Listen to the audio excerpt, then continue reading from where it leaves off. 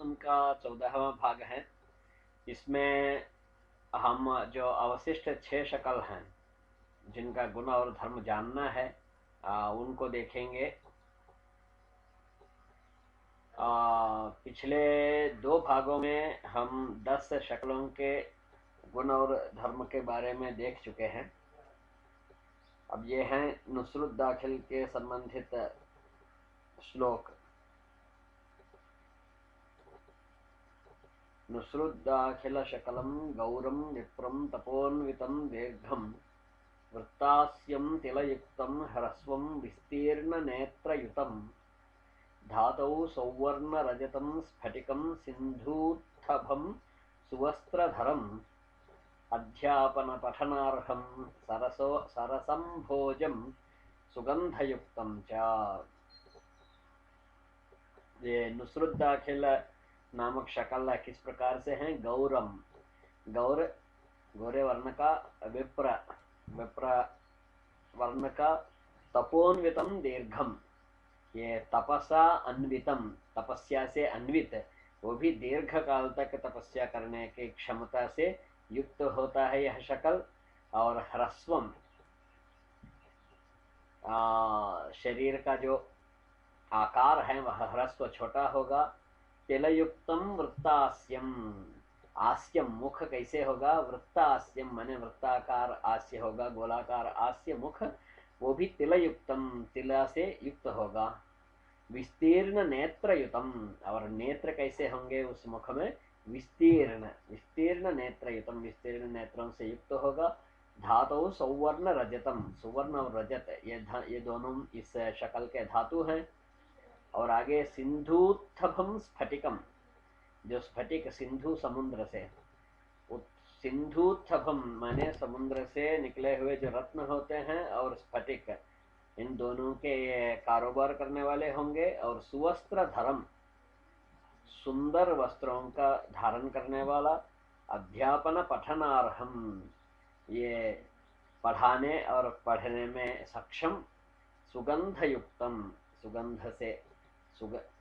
सुगंध से युक्त शरीर का होंगे। और सारसम भोजम, सारसम भोजम माने रस सहितम भोजन, ये रस सहित भोजन का आस्वादन करने वाले होंगे। तो ये हैं गुण और धर्म नुस्रुद्दाखिल शकल। अब उसके बाद है अतबे खारिज शकल। अतबे खारिज शकलम म्लेच्छम दीर्घम व्रणांकितम कृष्णं सपीतवर्णं निस्सत्वं कपिलनेत्रं च उच्चस्थले निवासं वनाद्रिकोपान्वितं सुदुर्गाढ्यं वसनं चोर्णोद्भूतं देहासक्तं च दुर्गंधम्।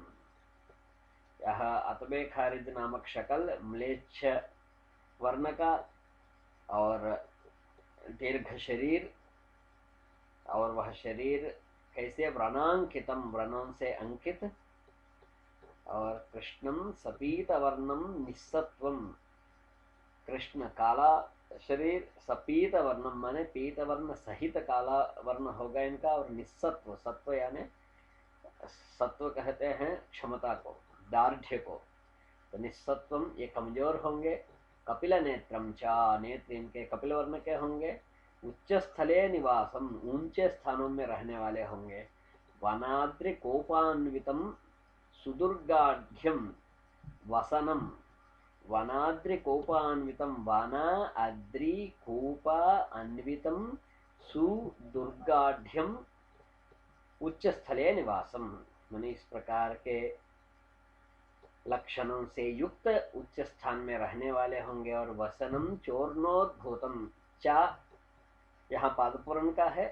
ऊर्णोद्भूतम, ऊर्ण है ऊन वस्त्र का, ऊर्णोद्भूतम वसनम, ऊन वस्त्र का, ऊन से बना हुआ वस्त्र का धारण करने वाले होंगे। देहासक्तम, देह असक्तम अर्थात अपने शरीर पर ध्यान नहीं देने वाले होंगे, अर्थात कमजोर देह के होंगे। देह असक्तम माने जो सक्त नहीं है, इस प्रकार के देह वाले होंगे। और दुर्गंधम अर्थात दुर्गंध से युक्त देह के होंगे। ये अतबे खारिज शकल के लक्षण हैं। नकीशकलं क्षत्रियं गौरवर्णं कृतं पेतनेत्रं भटं स्थूलकण्ठं भटेष्वग्रगण्यं शिशोस्सेवकं च स्वतन्त्रे स्थितं रक्तकेशायुधाढ्यं मांसादिभक्षणे सक्तं हरिद्वस्त्रान्वितं पटुः स्थानं जलस्य निकटे सांधकारं प्रकीर्तितम्। यह है नकी शक्ल का लक्षण। तो नकी शक्ल में आचार्य क्या कह रहे हैं?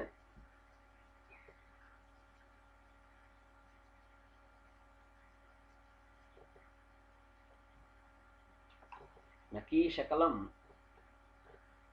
क्षत्रियम गौरवर्णम, यह क्षत्रिय वर्ण का और इनका रंग गोरे रंग का होगा। कृतम पीत नेत्रम, नेत्र पीले वर्ण के होंगे।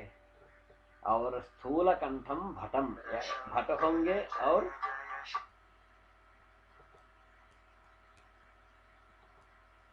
ये भट होंगे और स्थूल कंठम अर्थात मोटे कंठ के।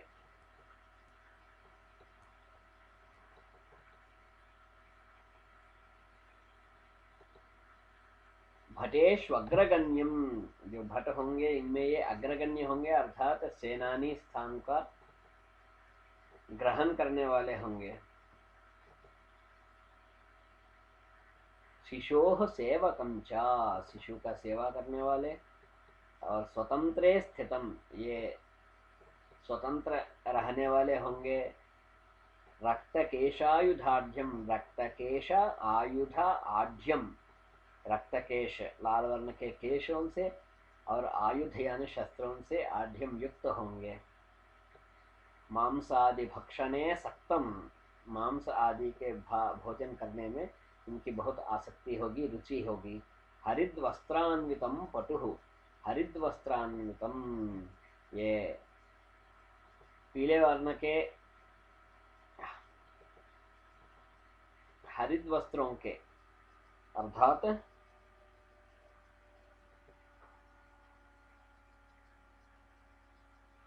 हरित वर्ण के जो वस्त्र होंगे इनको पहनने वाले होंगे। स्थानम जलस्य निकटे, यहाँ पर और एक बचा है पटुः, माने पटुः ये सक्षम होंगे। स्थानम जलस्य निकटे, इनका स्थान कहाँ होगा? जलस्य निकटे, जल के पास होगा। और वो भी सांधकारम, अंधकार सहितम, वो अंधेरा से युक्त स्थान होगा इनका। ये है नकी शक्ल के लक्षण। अतवेदाखिलं दीर्घदेहं गोधूमवर्णकं कृशदेहं च सुमुखं भ्रूभिन्नमुरुदीर्घकं श्यामनेत्रं तिलयुतमुच्चवस्तु प्रियं स्थलं वृक्षमूले जलाभं च बहुवृक्षगणैर्युतम्। अतवेदाखिल नामक शकल का लक्षण क्या है? दीर्घदेहम, लंबा देह। गोधूम वर्णकम, गेहुआ वर्ण देह का। और वह लंबा देह भी कैसे? कृश देहम, माने कृश सूखा दुबला पतला। सुमुखम, किंतु इनका मुख तो सुंदर है। भ्रू भिन्नम, भ्रू जो होंगे वो भिन्न कटे हुए होंगे। उरु दीर्घकम, जो उरु भाग है शरीर का वो लंबा होगा इनका। और तिलयुतम श्याम नेत्रम, इनका नेत्र कैसे होगा? श्याम वर्ण का होगा और वो भी तिलयुतम, तिला से युक्त होगा। उच्च वस्तु प्रियम, बहुत ऊंचे वस्तुओं को पसंद करने वाले होंगे। यहाँ ऊंचे वस्तुओं से अर्थ ऊंचाई में स्थित वस्तुओं का नहीं, श्रेष्ठ वस्तुओं से ये प्रेम करने वाले होंगे। वृक्षमूले जलाभं च बहुवृक्षगणैर्युतं स्थानम, इनका स्थलम, इनका रहने का स्थान क्या है? वृक्षमूल में, अर्थात पेड़ के जड़ में। जलाभम, जहाँ जल की आभा है, जहाँ पर जल का स्पर्श है, जहाँ पर जल की स्थिति है, ऐसे स्थान में। बहुवृक्ष गणैर्युतम, वृक्ष समूहों से, वो भी बहुत वृक्षों के समूहों से युक्त स्थान में ये रहते हैं। यह है अतबे दाखिल शकल। युज्यतमा शकलम प्रोक्तम शूद्रम च नृपलेखकम, गणकं गुणसम्पन्नं सुन्दरश्मश्रुलोचनं, चित्रवस्तुप्रियं स्थानं पाठागारं सचित्रकं,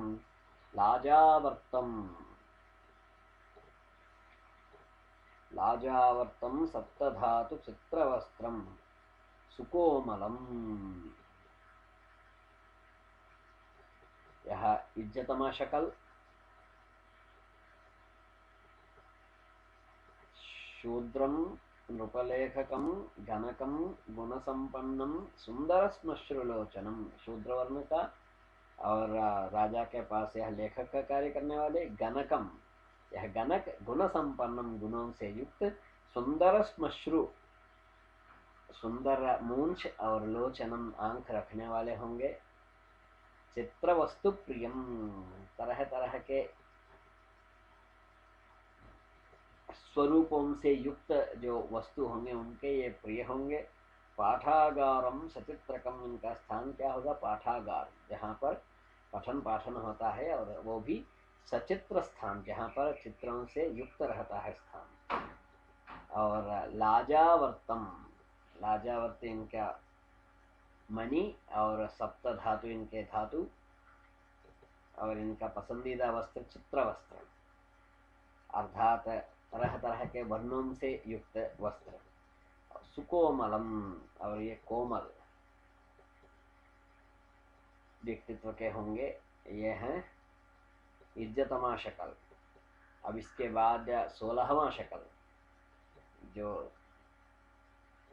तरीखा, तरीखाख्यम, तरीकाख्यम दलं वैश्यम गौरांगम दीर्घदेहकम, असक्तांगम बृहन्नेत्रम सुंदरम मार्गगामिनम, सजलं पर्वतस्थानं चारं राजगृहे स्थितिः, बहुमूल्ययुतं वस्तु भोजने मधुरप्रियम।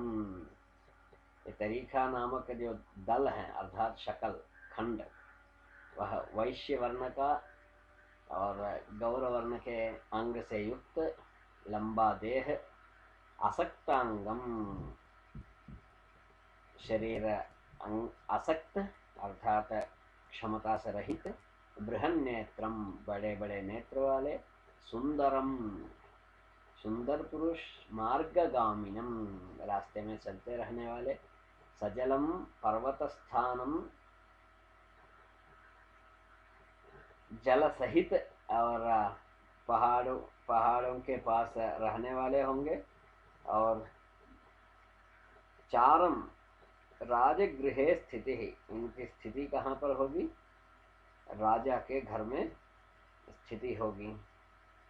और वो चार होंगे, तो चार अर्थात राजा के वार्ताओं को अथवा सूचनाओं को, आदेशों को अन्य स्थानों में ले जाने वाले होंगे।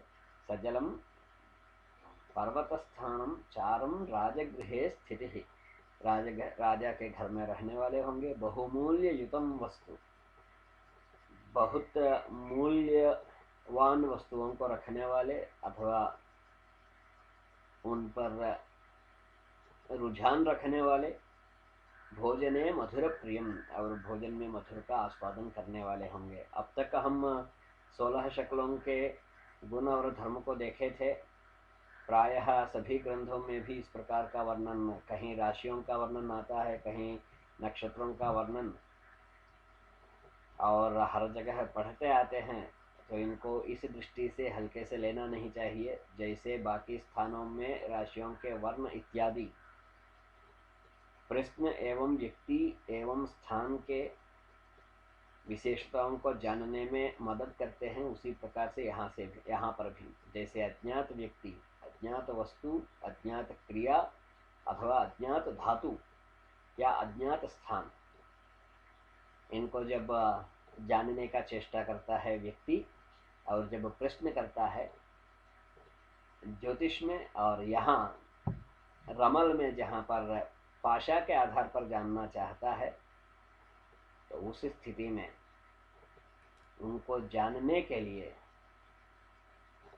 पाशा के ऊपर प्राप्त शकल के आधार पर उस प्रकार के फलादेश को करने के लिए इन गुण धर्मों की बहुत आवश्यकता होती है और इन्हीं गुण धर्मों का वहाँ पर उन स्थानों में प्रयोग किया जाता है।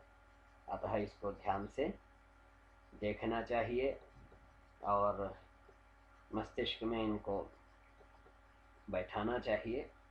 फिर मिलते हैं अगले भाग में।